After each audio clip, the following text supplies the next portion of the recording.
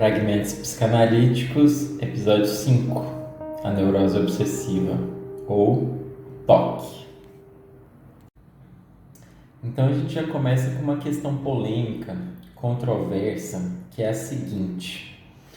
A neurose obsessiva, descrita por Freud no início do século XX, é a mesma coisa do transtorno obsessivo compulsivo, o famoso TOC, estudado pela psiquiatria e descrito no DSM.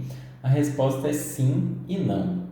Sim, porque se a gente for pegar a caracterização, a sintomatologia, essas duas compreensões são muito semelhantes, Do ponto de vista nosográfico, eu posso dizer que sim, a neurose obsessiva e o TOC são a mesma coisa.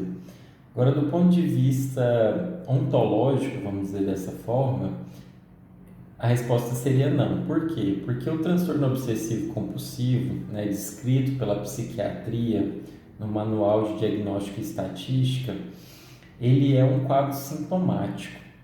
Enquanto a neurose obsessiva, descrita por Freud, ela é uma estrutura clínica. Então veja a diferença, O TOC, estudado pela psiquiatria, é tratado como uma doença, uma disorder, um transtorno, ou seja, algo que acomete um determinado indivíduo durante a vida. A neurose obsessiva, descrita por Freud, ela é compreendida como uma estrutura clínica, ou seja, como uma forma de ser no mundo, uma forma de funcionamento psíquico, uma forma do sujeito existir no mundo. Então vejam que, como eu disse, a resposta é sim e não. Como que a psiquiatria compreende o TOC? Como que a psiquiatria compreende o transtorno obsessivo compulsivo? Então, na psiquiatria, o TOC ele é caracterizado pela presença de obsessões e ou compulsões. Como que isso aparece descrito lá no DSM? No DSM ele diz o seguinte: obsessões são pensamentos, impulsos ou imagens recorrentes e persistentes que são vivenciadas como intrusivos ou indesejados, enquanto compulsões são comportamentos repetitivos ou atos mentais que um indivíduo se sente compelido a executar em resposta a uma obsessão ou de acordo com regras que devem ser aplicadas rigidamente. Então veja, o DSM ele estabelece claramente essa separação entre pensamento obsessivo e comportamento compulsivo. Mas por que esse quadro diagnóstico ele aparece junto? Porque um pensamento obsessivo vai gerar um comportamento compulsivo, como por exemplo, uma pessoa tem um pensamento de que qualquer coisa que ela encostar, ela pode se contaminar e pegar uma bactéria e morrer. E isso vai fazer com que essa pessoa tenha um comportamento compulsivo de lavar as mãos. Então, pensamento obsessivo e comportamento compulsivo. Veja só como o DSM ele simplifica as coisas, Quais são os critérios diagnósticos do TOC? Presença de obsessões, compulsões ou ambas.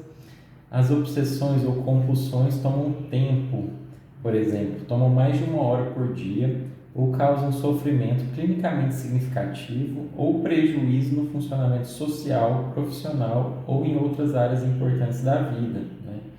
Então, vejam só, para a psiquiatria, para o DSM, para você diagnosticar alguém com TOC, basta que essa pessoa tenha a presença de obsessões, compulsões ou ambas, e que esses pensamentos e comportamentos tomem tempo da vida, prejudicando a sua vida profissional, social, seu funcionamento psíquico. Então, o nível de simplificação do DSM ele é muito raso, ele é meramente descritivo. Mas vamos ver como que a psicanálise compreende esse quadro, esse fenômeno. Então, na psicanálise, esses pensamentos obsessivos, os comportamentos compulsivos vão aparecer unificados através de uma estrutura clínica que Freud deu o nome de neurose obsessiva.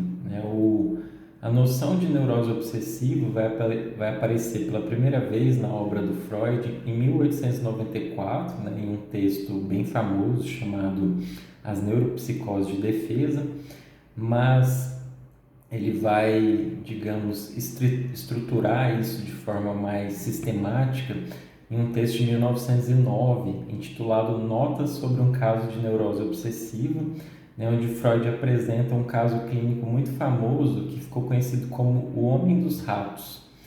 Esse caso ele trata de um jovem advogado chamado Ernest Lanzer, né? Inclusive vocês encontram um filme, né, do Homem dos Ratos disponível no YouTube, um filme curtinho, bem interessante.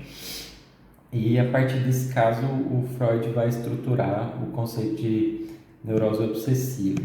Então o Ernest Lanzer, né, era um jovem advogado que ele estava prestando serviço militar e durante um desses exercícios militares, né, ele entra em contato com uma história bastante macabra que um superior lhe relata uma forma de tortura muito comum, né, nas guerras asiáticas, onde um homem, né, ele é colocado amarrado, nu, né, sobre uma panela cheia de ratos.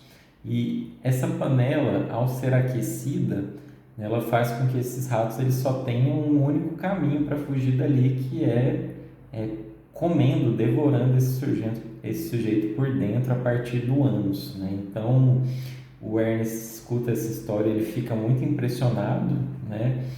E, bom, acontece que depois ele deve dinheiro para um oficial, um colega dele do exército, e ele começa a desenvolver um pensamento obsessivo de que se ele não pagar esse dinheiro, né, algo de ruim vai acontecer, que a sua amada, a sua pretendente pode ser submetida a essa tortura ou mesmo seu pai, né? O detalhe é que o pai dele já havia falecido, né? Então não tem como eu detalhar a história completa, mas enfim, é só uma noção do que seria esse caso clínico. Bom, o Freud relata também na ilustração desse caso, né, que o Ernest ele tinha pensamentos obsessivos desde criança, né? Então ele tinha um ritual de que toda noite ele esperava a governanta ir dormir e ficava observando ela espremer seus furuncos, né? Então é uma coisa assim bem estranha. Então como que o Freud ele interpreta isso, né? Primeira coisa, a neurose obsessiva, por que ela é caracterizada como uma neurose? Porque ela representa um deslocamento de um afeto para uma representação distante do seu conflito original, ou seja, o Freud entende que esses pensamentos obsessivos, os comportamentos compulsivos, são uma forma do sujeito deslocar o afeto de um conflito original, que é um conflito relacionado à sexualidade, né? Do ponto de vista pulsional, né, o Freud vai dizer que a neurose obsessiva ela está intimamente relacionada a uma fixação na fase anal, ou seja, pessoas muito escrupulosas, né, com um sentimento de culpa remitente, e que a neurose obsessiva ela remete também a uma regressão a uma fase da infância. Se a gente for pensar, todos nós já tivemos pensamentos obsessivos e comportamentos compulsivos na infância. Então vejam só,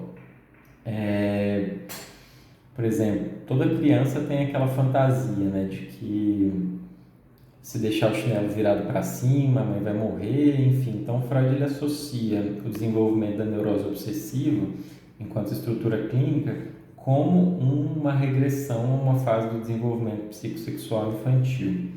Do ponto de vista tópico, né, a gente tem uma tensão eminente entre um ego frágil, né, entre um eu frágil e um superego particularmente cruel, né, ou seja, a gente tem um supereu aqui que maltrata o sujeito, que lhe impõe exigências, né, das mais ardilosas, e não à toa que, como eu disse, o desenvolvimento desses pensamentos e comportamentos, eles emergem como uma forma de fugir desses conflitos originais. Do ponto de vista dinâmico, Freud vai dizer a respeito de um caráter ambivalente, né, nas relações parentais, ou seja, uma relação de amor e ódio, né? Quando ele vai citar o caso do Homem dos Ratos, ele esmiuça muito bem essa relação que ele tinha com o pai dele, né? Ao mesmo tempo que ele tinha medo que uma coisa de ruim acontecesse com o pai, ele desejava isso, né? O mesmo com a amada, com a pretendente, né? Ele dizia que queria protegê-la. Ele chega a ir até uma estrada, retirar uma pedra para evitar que a carruagem dela pudesse se chocar com essa pedra e ela sofrer um acidente. Mas depois ele vai lá e coloca a pedra de volta. Então, uma relação ambivalente com as figuras parentais e um caráter sádico nas relações afetivas.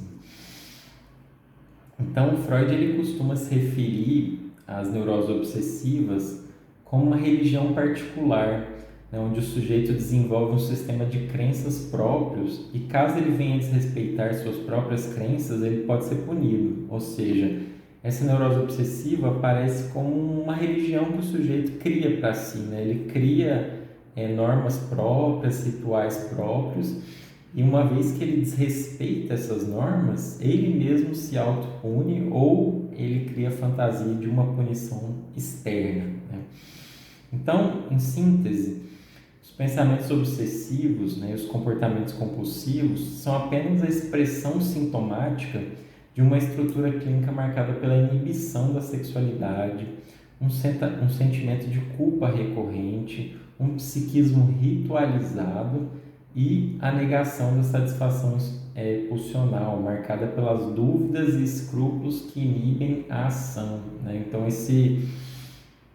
o sujeito marcado pela neurose obsessiva, ele é um sujeito que costuma ter medo, né, de ser medroso, né? Então, os seus próprios temores, né, esses pensamentos obsessivos inibem a ação, ele deixa de fazer coisas com a fantasia de que algo ruim vai acontecer, né?